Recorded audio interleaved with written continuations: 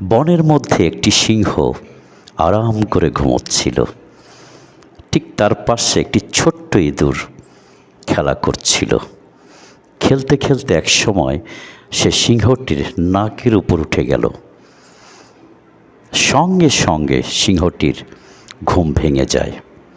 সে রেগে মেগে সে ছোট্ট ইঁদুরের গলা চেপে ধরে, মেরে ফেলবে।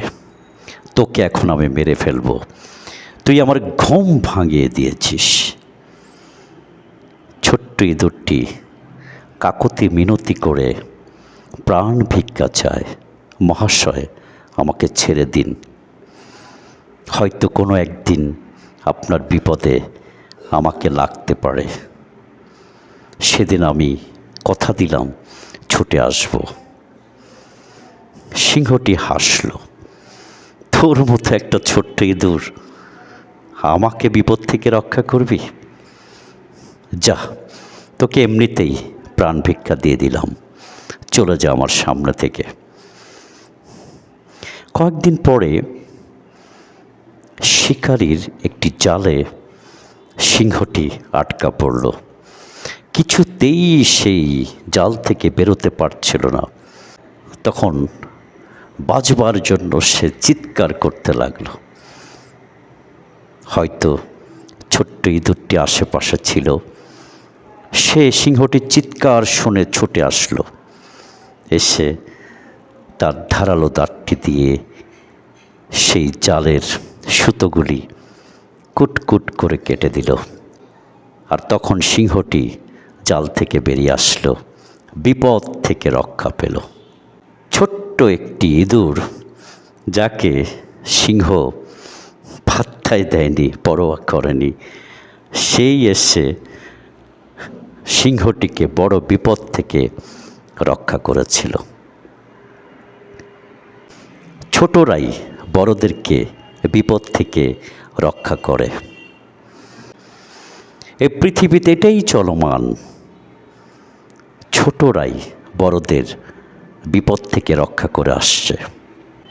যদিও বাইবেলে আমরা দেখতে পাই মহান ঈশ্বরের দৃষ্টিতে, প্রভু যিশুর শিক্ষায় ছোট বড় বলতে কিছু নেই, সবাই আমরা সমান, সবাই আমরা মানুষ।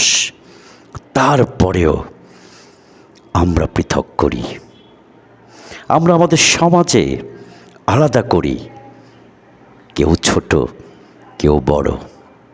আর এই বড়রাই যখন বিপদে পড়ে, ঝড় তুফান বৃষ্টি রোদের জন্য বিপদে চিৎকার করে, তখন তাদের চিৎকার শুনে আমাদের দৃষ্টিতে থাকা সেই ছোট শ্রমিক ভাইয়েরা এসে তাদের দক্ষ হাতের ইট গাঁথনিতে আমাদের থাকবার একটি দালান করে দেয়।